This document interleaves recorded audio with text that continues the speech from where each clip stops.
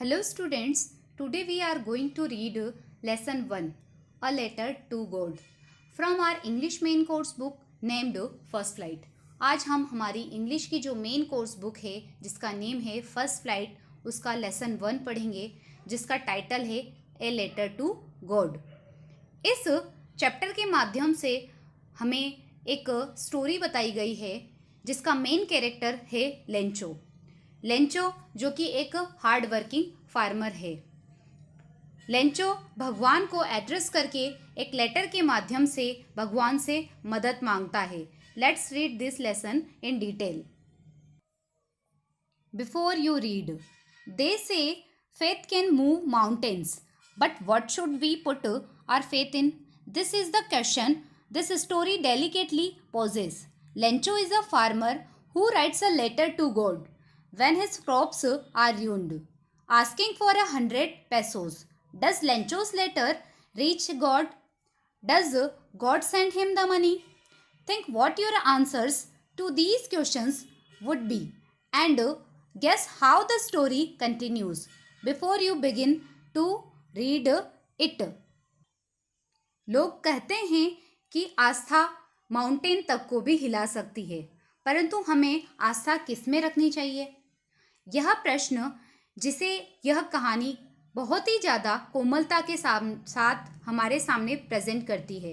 Lencho एक किसान है जो अपनी फसल नष्ट हो जाने पर भगवान से 100 पेसोस को मांगते हुए एक पत्र लिखता है। क्या लेंचो का पत्र भगवान तक पहुंचेगा? क्या भगवान उसे पैसे भेजेंगे? इन प्रश्नों के उत्तर को सोचो और पढ़ने से पहले इनका अनुमान लगाओ कि कहानी कैसे आगे बढ़ेगी। अब इस चैप्टर में आपके सामने एक छोटी सी एक्टिविटी दी गई है जिसके माध्यम से ये सिखाया गया है कि मनी ऑर्डर को किस तरह से सेंड किया जाता है। चलिए इसे पढ़ते हैं और समझते हैं। Inside the post office, go to the counter marked money order. सबसे पहले जहाँ पे पोस्ट ऑफिस के अंदर जाकर के जिस डेस्क या खिड़की पर ऐसा मनी ऑर्डर शब्द लिखा हो वहाँ पर हमें जाना होता है। Buy a money order from by paying 50 पैसे to the person behind the counter.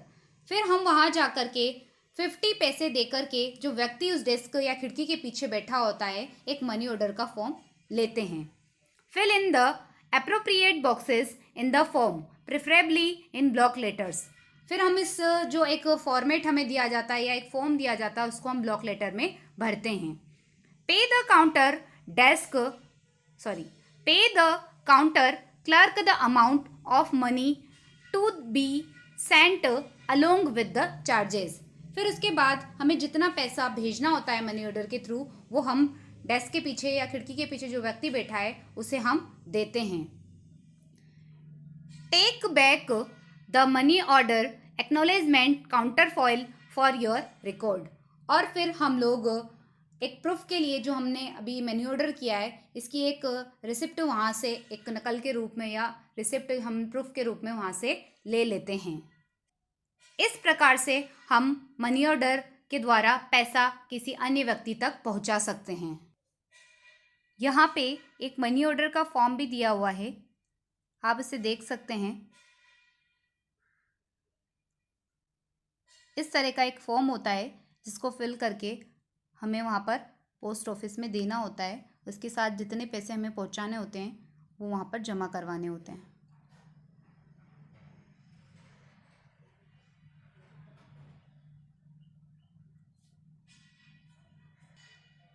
चलिए आगे बढ़ते हैं। The house, the only one in the entire valley, set on the crest of a low hill. From this height one could see the river and the field of ripe corn dotted with the flowers that always promised a good harvest. The only thing the earth needed was a downpour, or at least a shower. Throughout the morning, Lencho, who knew his fields intimately, had done nothing else but see the sky towards the north east. Paragraph में आए हुए कुछ meanings discuss करते हैं। Crest means top of the mountain यानी पहाड़ या पर्वत की चोटी. Dotted means mark with dots यानी बिंदु से या बिंदुओं से अंकित करना. हार्वेस्ट मीन्स राइप क्रॉप काटने योग्य पकी हुई फसल. डाउनपोर मीन्स हैवी रेन यानी भारी वर्षा. इंटीमेटली मीन्स क्लोजली यानी अच्छी तरह से या समीप से. अब इस चैप्टर का जो ये पैराग्राफ हमने पढ़ा है इसका ट्रांसलेशन करती हूँ, जिसकी समरी आपको कंप्लीट पैराग्राफ की बताती हूँ मैं.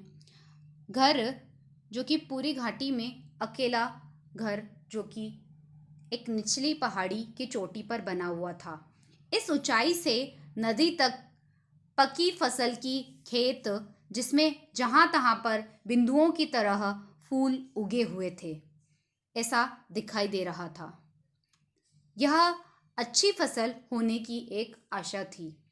पृथ्वी को केवल तेज वर्षा की ज़रूरत थी यानी जो खेत था उसकी ज़मीन को केवल तेज वर्षा की ज़रूरत थी, नहीं तो कम से कम एक शावर ही आ जाए, एक बौछार ही आ जाए.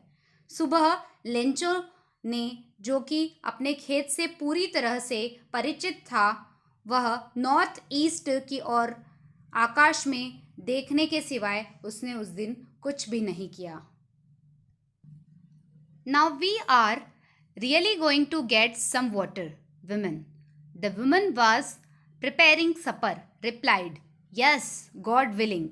The older boys were working in the field, while the smaller ones were playing near the house, until the women called to them, All come for dinner. It was during the meal that, just as Lencho had predicted, big drops of rain began to fall. In the northeast, huge mountains of clouds could be seen approaching. The air was fresh and sweet. The man went out for no other reason than to have the pleasure of feeling the rain on his body. And when he returned, he exclaimed, These aren't raindrops falling from the sky. They are new coins. The big drops are 10 cents and the little ones are 5s. Let's see some meanings of this paragraph. Supper means light last meal of the day यानी रात का हल्का खाना. Predicted means forecast भविष्यवाणी. Approaching means coming आते हुए. Exclaimed means sad in surprise यानी surprise के साथ बोला. इस तरह से चैप्टर के इस पैराग्राफ में बताया गया है कि बड़े लड़के जो कि खेत में काम कर रहे थे और छोटे लड़के घर के पास ही खेल रहे थे. तब लेंचो ऐसा बोलता है अपनी पत्नी से, अपनी वाइफ से कि अब हम वास्तव में पानी को प्राप्त कर सकेंगे. जो पत्नी है वो रात का खाना बना रही थी. उसने उत्तर दिया, हाँ यदि भगवान ने चाहा तो. अब जो बच्चे खेल रहे थे और जो खेत में काम कर रहे थे उनको जो लेंचो की वाइफ थी उसने उन्हें भोजन के लिए बुला लिया.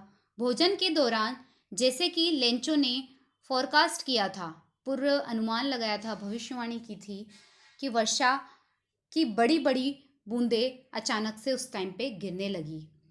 नॉर्थ ईस्ट में बड़े बड़े बादल जो कि माउंटेन जैसे आते हुए दिखाई दे रहे थे. हवा काफ़ी ज़्यादा फ्रेश और स्वीट थी और जो वो आदमी किसी और कारण की अपेक्षा अपने शरीर पर वर्षा के आने को अनुभव करने के लिए बाहर गया. यानी लेंचो जो बारिश गिर रही थी उसे फील करने के लिए बाहर चला गया. जब वह अंदर आया तो वह खुशी खुशी बोला, आकाश से गिरती हुई जो पानी की बूंदें नहीं है ये, वो ऐसा बोलता है कि ये पानी की बूंदें नहीं हैं, ये तो न्यू कॉइन्स है, नए सिक्के हैं. ये बड़ी बूंदें 10 सेंट के सिक्के हैं और छोटी बूंदें 5 सेंट के. With A satisfied expression he regarded the field of ripe corn with its flowers draped in a curtain of rain. But suddenly a strong wind began to blow, and along with the rain very large hailstones began to fall. These truly did resemble new silver coins. The boys, exposing themselves to the rain, ran out to collect the frozen pearls. Draped means covered. Resembles means to have similarly to have similarity with यानी सदृश्य उसी के समान दिखाई देना. Hailstones means frozen drops of rain water यानी ओले. Exposing means to lay open यानी देखना. संतुष्ट अभिव्यक्ति के साथ या काफ़ी ज़्यादा सेटिस्फाइड मैनर में उसने फूलों वाले उस पके हुए अनाज का जो खेत था वहाँ पर उस जगह को वर्षा की चादर से लिपटे हुए देखा. यानी सब जगह वो हेल स्टोन्स गिर गए थे तो पूरी जो फर्श था फील्ड का वो वाइट वाइट नज़र आ रहा था. परंतु अचानक तेज हवा चलने लगी तथा वर्षा के साथ बड़े बड़े हेल स्टोन्स गिरने लगे. ये वास्तव में नए चांदी के सिक्के जैसे थे. लड़के वर्षा में जाकर इन जमे हुए मोतियों को बाहर इकट्ठा करने के लिए भाग गए. "It is really getting bad now," exclaimed the man. "I hope it passes quickly." It did not pass quickly. For an hour, the hail rained on the house, the garden, the hillside, the cornfield, on the whole valley. The field was white as if covered with salt. Remained means left यानी बचा हुआ. Destroyed means ruined नष्ट हो गया. आदमी ने चिंता से कहा यानी लेंचो ने टेंशन में आकर के बोला, अब वास्तव में खराब मौसम हो रहा है. मैं आशा करता हूँ कि यह शीघ्र ही समाप्त हो जाए. वह शीघ्र समाप्त नहीं हुआ यानी मौसम में कोई परिवर्तन नहीं हुआ. 1 घंटे तक घर पर, गार्डन में, पहाड़ी पर, अनाज के खेतों में सभी तरफ घाटी में ओलावृष्टि हो रही थी. उनका खेत ऐसा सफ़ेद हो गया था जैसे कि नमक से ढका हुआ हो. Not a leaf remained on the trees. The corn was totally destroyed. The flowers were gone from the plants. Lencho's soul was filled with sadness. When the storm had passed, he stood in the middle of the field and said to his sons, "A plague of locusts would have left more than this. The hail has left nothing. This year we will have no corns." That night was a sorrowful one. All our work for nothing. There is no one who can help us. We will all go hungry this year. Plague means the name of a disease or epidemic. एक प्रकार की महामारी या एक प्रकार की बीमारी. Locust means a kind of insects. एक प्रकार के इंसेक्ट्स होते हैं जिसको हम टिड्डी भी बोलते हैं. खेत जो कि नमक के समान सफ़ेद रूप से ढका हुआ था. वृक्षों पे एक भी पत्ता नहीं बचा. अनाज पूरी तरह से नष्ट हो गया था. पौधे से फूल गायब हो गए थे. लेंचो की आत्मा काफ़ी ज़्यादा उदासी से भर गई थी.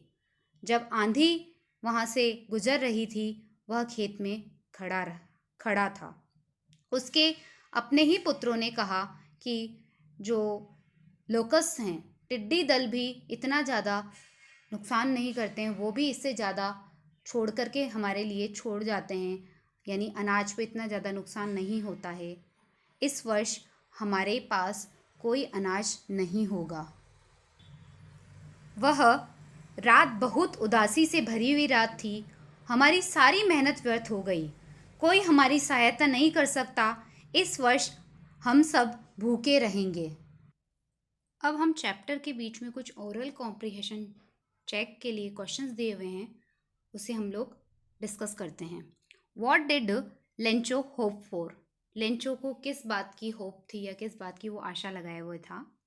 इसका आंसर है Lencho hoped for rain as the only thing can that his field of ripe corn needed was a shower, यानी उसके खेतों को सिर्फ शावर की ज़रूरत थी, सिर्फ बारिश की या थोड़ी सी बौछार की ज़रूरत थी, और उसी की वो आस लगाए हुए था। सेकेंड क्वेश्चन है, वाई डिड लेंचो से the rain drops were like new coins? Lencho ने जो रेन ड्रॉप्स गिर रही थी उसे न्यू कॉइन्स क्यों कहा था? क्योंकि लेंचो के खेत रेडी फॉर हार्वेस्ट थे, कटाई के लिए तैयार थे, सिर्फ रेन ड्रॉप्स ही उसकी मदद कर सकते थे ताकि अच्छे से उसकी फसल हो सके और रिज़ल्ट में उसको काफ़ी ज़्यादा प्रॉस्पेरिटी मिल सके। इसीलिए बारिश की उन बूंदों को उसने न्यू कॉइन से कंपेयर किया था। Lencho's crops were ready for harvest as rain drops would have helped in getting a better harvest resulting in more prosperity, so Lencho compared them with new coins. Next question है, how did the rain change? What happened to Lencho's field? किस तरह से rain बदल गई थी और किस तरह से लेंचो के खेतों के साथ क्या होता है या कैसे वो हो जाते हैं? The rain was pouring down. बारिश पहले तो धीरे धीरे गिर रही थी, but suddenly a strong wind began to blow. अचानक से तेज हवाएं चलने लगी and very large hail stones began to fall along with the rain. और बारिश की वो जो बूंदें गिर रही थी या बारिश के साथ ही हेल स्टोन्स गिरना शुरू हो गए, ओले गिरना शुरू हो गए थे. और इसी के साथ क्या हुआ था, all the crops in Lencho's field destroyed, और उसके खेत की सारी फसलें नष्ट हो गई थी.